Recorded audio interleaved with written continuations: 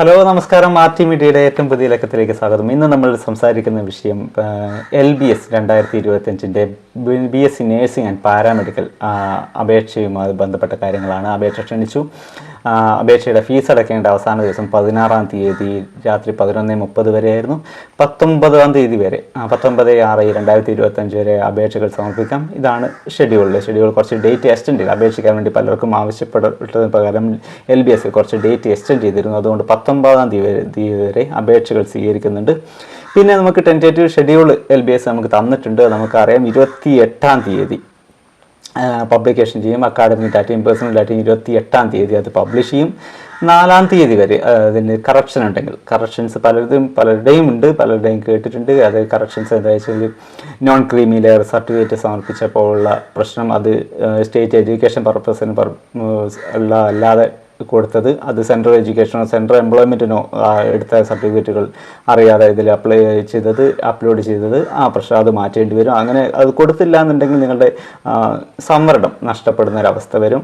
അതിൻ്റെ data correct ചെയ്യാൻ നിങ്ങൾക്ക് മാർക്കിൽ എന്തെങ്കിലും എറർ, അതായത് 2025 മുമ്പ് ഹയർ സെക്കൻഡറി VHSC ഒക്കെ കഴിഞ്ഞാണെങ്കിൽ നിങ്ങൾ സർട്ടിഫിക്കറ്റ് അപ്ലോഡ് ചെയ്തിട്ടുണ്ടാവും. അതിലെന്തെങ്കിലും എറർ സംഭവിച്ചിട്ടുണ്ടെങ്കിൽ നിങ്ങളുടെ പ്രൊഫൈലിൽ അത് കാണിക്കും.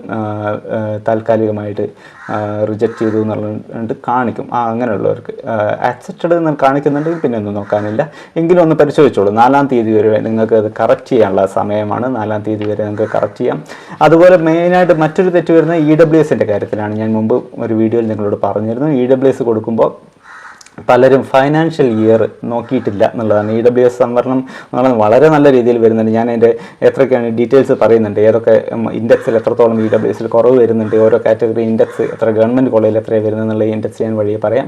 അങ്ങനെ നമുക്ക് മനസ്സിലാവും. EWSൻ്റെ നിങ്ങൾക്ക് ഫൈനാൻഷ്യൽ ഇയർ 2024-25 ആയിരിക്കണം. അതായത് നിങ്ങൾ ഇത് എടുത്തിരിക്കുന്നത് മാർച്ചിന് മുമ്പാണെങ്കിൽ ഒരു വില്ലേജ് ഓഫീസിൽ നിന്ന് തരുന്നത് കഴിഞ്ഞ സാമ്പത്തിക വർഷത്തെ ആയിരിക്കും. മാർച്ചിന് ശേഷം എടുത്താണെങ്കിൽ മാത്രമേ കഴിഞ്ഞ 24-25 സാമ്പത്തിക വർഷം എടുക്കുള്ളൂ. ഇപ്പം നമ്മൾ നടന്നു പോയിക്കൊണ്ടിരിക്കുന്നത് 25-26 സാമ്പത്തിക വർഷമാണ്. അതായത് ഒരു ഏപ്രിൽ മുതൽ അടുത്ത മാർച്ച് വരെ, ഏപ്രിൽ 1 മുതൽ മാർച്ച് 31 വരെ. അപ്പോൾ നോക്കുമ്പോൾ ഈ ഏപ്രിൽ 1 എന്ന് പറയുമ്പോൾ 2025 അടുത്ത മാർച്ച് 31 എന്ന് പറയുമ്പോൾ 2026. അപ്പോൾ ഇപ്പോൾ നമ്മൾ പോയിക്കൊണ്ടിരിക്കുന്നത് ആ സാമ്പത്തിക വർഷമാണ്. അപ്പോൾ കഴിഞ്ഞ സാമ്പത്തിക വർഷത്തെ EWS സർട്ടിഫിക്കറ്റാണ് വാങ്ങേണ്ടത്. അത് വാങ്ങാത്തവരുടെ എല്ലാം പ്രൊവിഷണലി റിജക്റ്റ് ചെയ്തിട്ടുണ്ടാവും. അത് നിങ്ങൾ അപ്ലോഡ് ചെയ്യാനുള്ള സമയമാണ് 28-ാം തീയതി മുതൽ 4-ാം തീയതി വരെ. റെക്ടിഫിക്കേഷൻ ഓഫ് കംപ്ലയിൻസ്, നിങ്ങളുടെ കംപ്ലയിൻസ് അതിൽ കറക്റ്റ് ചെയ്യാനുള്ള സമയമാണ്. പിന്നെ rank list, provisional rank list 12-ാം തീയതി പബ്ലിഷ് ചെയ്യും. ഫൈനൽ റാങ്ക് ലിസ്റ്റ് 15-ാം തീയതി. പിന്നെ ഓപ്ഷൻ രജിസ്ട്രേഷൻ സമയത്താണ് ശ്രദ്ധിക്കേണ്ട കുറച്ച് കാര്യങ്ങൾ. ഓപ്ഷൻ രജിസ്ട്രേഷൻ 15 മുതൽ 18 വരെ 3 ദിവസം സമയമുണ്ട്. 5 മണി വരെ, 18-ാം തീയതി 5 മണി വരെയാണ് LBS അനുവദിച്ചിരിക്കുന്ന സമയം. പിന്നെ ട്രയൽ അലോട്ട്മെൻറ്റ് 19-ാം തീയതി വരും. ഓപ്ഷൻ റീ അറേഞ്ച്മെൻറ്റ് 22 വരെ. പിന്നെ ഫസ്റ്റ് അലോട്ട്മെൻറ്റ് 23-ന് പബ്ലിഷ് ചെയ്യും. ഞാൻ ഇതിൻ്റെ ഡീറ്റെയിൽസ് ലാസ്റ്റ് കൊടുക്കാം. നിങ്ങൾക്ക് അറിയാവുന്നതായിരിക്കും. ടെൻറ്റേറ്റീവ് ഷെഡ്യൂൾ നിങ്ങൾ കണ്ടിട്ടുള്ളതായിരിക്കും ഞാൻ വിചാരിക്കുന്നു. പിന്നെ ഓരോ ഫീ റെമിറ്റൻസ് August 1-ന് കോളേജിൽ ചേരേണ്ടത് August 9-ന് മുമ്പ് ഷെഡ്യൂൾ ഞാൻ ഇതിൽ കൊടുത്തിട്ടുണ്ട്. നിങ്ങൾ പലരും ശ്രദ്ധിച്ചിട്ടുണ്ടാവും. ടെൻറ്റേറ്റീവ് ഷെഡ്യൂൾ പലരും പറയുന്നതാണ്. LBSൻ്റെ വെബ്സൈറ്റിൽ കൊടുത്തിട്ടുണ്ട്. കൃത്യമായൊരു സമയം അതിൽ കൊടുത്തിട്ടുണ്ട്. അപ്പോൾ ഈ ഡാറ്റ കറക്ഷൻ മാത്രമേ ഒന്ന് ശ്രദ്ധിക്കാനുള്ളൂ. നിങ്ങളുടെ പ്രൊഫൈലിൽ കയറി നോക്കുക, അതിൽ വന്നിട്ടുണ്ടാവും എന്തൊക്കെയാണ് ചെയ്യാനുള്ളത്. സർട്ടിഫിക്കറ്റുകളാണ് പലരുടെയും റിജക്റ്റ് ചെയ്തിരിക്കുന്നത്. റിജക്റ്റ് ചെയ്യാനുള്ള കാരണം ഇതാണ്. കൃത്യമായിട്ട് അതിൻ്റെ കമൻസിൽ എഴുതിയിട്ടുണ്ടാവും, റിമാർക്സിൽ കൊടുത്തിട്ടുണ്ട്, എന്താണ് കാരണം എന്നുള്ളത് കൃത്യമായിട്ട് കൊടുത്തിട്ടുണ്ട്. നിങ്ങളുടെ മാർക്ക് ഇൻഡെക്സ് ഒന്ന് കാൽക്കുലേറ്റ് ചെയ്ത് നോക്കുക. ഇൻഡെക്സ് കാൽക്കുലേഷൻ എന്തായാലും മുന്നത്തെ വീഡിയോയിൽ ഞാൻ കൊടുത്തിട്ടുണ്ടെന്നുള്ളത് പ്രത്യേകം ശ്രദ്ധിക്കുക. ഇനി നോക്കാനുള്ളത് പലരും ലാസ്റ്റ് റാങ്ക് ഡീറ്റെയിൽസ്, ഗവൺമെൻറ് കോളേജിലെ തന്നെ ലാസ്റ്റ് റാങ്ക് ഡീറ്റെയിൽസ് നിങ്ങൾ ഓപ്ഷൻ കൊടുക്കുമ്പോൾ ശ്രദ്ധിക്കേണ്ട കാര്യമാണ്. നിങ്ങൾ BSc നേഴ്സിംഗ് ഏത് മാർക്ക് വരെ കിട്ടും എന്നുള്ള പലർക്കും ഡൗട്ടുണ്ട്. ഗവൺമെൻറ് കോളേജിൽ, മറ്റ് സെൽഫ് ഫൈനാൻസ് കോളേജിലുള്ളതൊക്കെ നമുക്ക് നോക്കാവുന്നതേ ഉള്ളൂ. അവിടെ ഓരോ കോളേജിലും വിളിച്ച് അന്വേഷിച്ച് കഴിഞ്ഞാൽ നമുക്ക് കിട്ടാവുന്നതേ ഉള്ളൂ. ഗവൺമെൻറ് കോളേജിൽ കഴിഞ്ഞ വർഷത്തെ തന്നെ കൊടുത്തിട്ടുണ്ട്. നമുക്ക് മനസ്സിലാക്കുന്നത് ഏറ്റവും കുറവ് വന്നിരിക്കുന്നത് ഓരോ കാറ്റഗറിയിൽ ഏത് കോളേജിലാണ് ഏറ്റവും കുറവ് വന്നിരിക്കുന്നത് നമ്മൾ നോക്കണം. അപ്പം നമ്മുടെ മാർക്ക് വെച്ച് ഏതാണ്ട് അടുത്ത മാർക്കുള്ള ആ ഓപ്ഷൻ ആ കോളേജ് വന്നിരിക്കണം.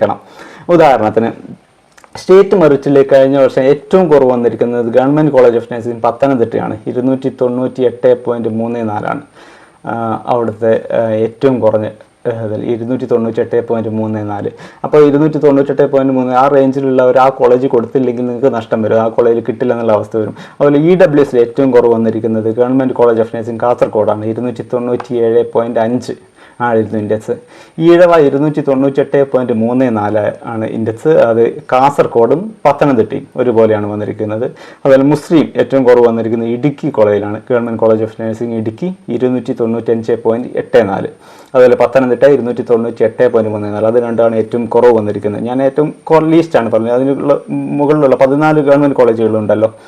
ബാക്ക്വേർഡ് ഹിന്ദു വന്നിരിക്കുന്നത് 296.67. അത് പത്തനംതിട്ട കോളേജിലാണ്. LC ഏറ്റവും കുറവ് വന്നിരിക്കുന്നത് വയനാടാണ്, 296.67. പിന്നെ അത് തൊട്ടടുത്ത് വന്നിരിക്കുന്നത് 298.33 വരെ കണ്ണൂർ പരിയാരത്ത് കോളേജ്, കാസർഗോഡ് കോളേജ്, മഞ്ചേരി മലപ്പുറത്തുള്ള മഞ്ചേരി കോളേജ് ഓഫ് നഴ്സിംഗ്, അതുപോലെ പത്തനംതിട്ട കോളേജ് ഓഫ് നഴ്സിംഗ്, അതും LC കാറ്റഗറിക്ക് ഉള്ളതാണ്. വിശ്വകർമ്മ ഏറ്റവും കുറവ് വന്നിരിക്കുന്നത് മഞ്ചേരിയും വയനാടുമാണ്, 298.34. SC ഏറ്റവും കുറവ് വന്നിരിക്കുന്നത് വയനാടാണ്, 281.67. വയനാട് കോളേജിൽ 281.67 വരെയുള്ളവർക്ക് കഴിഞ്ഞ വർഷം അഡ്മിറ്റ് ആയിട്ടുണ്ട് BSc നഴ്സിങ്ങിന്. അതിൽ പത്തനംതിട്ട 292.5 വരെയുള്ളവർക്കും അഡ്മിറ്റ് ആയിട്ടുണ്ട്. ഇതാണ് BSc നഴ്സിംഗ്. STയുടെ കാര്യം നോക്കുകയാണെങ്കിൽ തിരുവനന്തപുരത്താണ് കോളേജിൽ ഏറ്റവും കുറവ് വന്നിരിക്കുന്നത്. തിരുവനന്തപുരം കോളേജിൽ 219.17 പത്തനംതിട്ട 220. ഇത് സൈറ്റിൽ തന്നെയുള്ള ഡാറ്റയാണ്, കഴിഞ്ഞ വർഷത്തെ ഡാറ്റയാണ്. ഇത് നിങ്ങൾ ഓപ്ഷൻ കൊടുക്കുമ്പോൾ ഇത്തരം കോളേജുകൾ നിങ്ങളുടെ മാർക്കിനനുസരിച്ചുള്ള കോളേജുകൾ കൊടുത്തിട്ടുണ്ടോ എന്നുള്ളത് ഉറപ്പുവരുത്താൻ ശ്രദ്ധിക്കുക. പിന്നെ നോക്കാനുള്ളത് BSc MLT ആണ് പലരും ചോദിക്കുന്നത്. BSc MLTക്ക് ഏറ്റവും കുറവ് വന്നിരിക്കുന്നത് 3 കോളേജേ ഉള്ളൂ എന്നുള്ള കാര്യം നമുക്ക് ഗവൺമെൻറ് ഇതിൽ. ഒന്ന് academy of medical sciences Pariyaram Kannur, government medical college Kozhikode, government medical college Thiruvananthapuram. ഈ 3 കോളേജേ ഉള്ളൂ. അതിൽ സ്റ്റേറ്റ് മെറിറ്റിൽ ഏറ്റവും കുറവ് വന്നിരിക്കുന്നത് കണ്ണൂരും തിരുവനന്തപുരത്താണ്, 299.17. മറ്റേ കോഴിക്കോട് മെഡിക്കൽ കോളേജിൽ 300 300 MLTക്ക് കിട്ടിയിരിക്കുന്നത് ഗവൺമെൻറ് കോട്ടയിൽ. EWSൽ ഏറ്റവും കുറവ് വന്നിരിക്കുന്നത് പരിയാരത്തും കോഴിക്കോടാണ്, 296.67. അതിന് മുകളിലുള്ളവർക്കൊക്കെ EWSൽ കിട്ടിയിട്ടുണ്ട്. തിരുവനന്തപുരത്ത് 299.17. ഈഴവ കുറവ് വന്നിരിക്കുന്നത് അതുപോലെ തന്നെ കണ്ണൂരും കോഴിക്കോടാണ്, 297.5. മുസ്ലിം ഏറ്റവും കുറവ് വന്നിരിക്കുന്നത് പരിയാരത്താണ്, കണ്ണൂർ 298.33. പിന്നെയുള്ള എല്ലാം ഞാൻ ലിസ്റ്റ് ഇതിൽ കൊടുക്കാം. വരെ 292.5 വരെ വന്നിട്ടുണ്ട് കോഴിക്കോട്. ഇത്രയാണ് അതിൻ്റെ ഡീറ്റെയിൽസ് പറയാനുള്ളത്. SC ഏറ്റവും കുറവ് വന്നിരിക്കുന്നത് തിരുവനന്തപുരത്താണ്, കണ്ണൂരാണ്, 286.34. ഇത്രയാണ് ഇതിൽ MLTയുടെ കേസിൽ.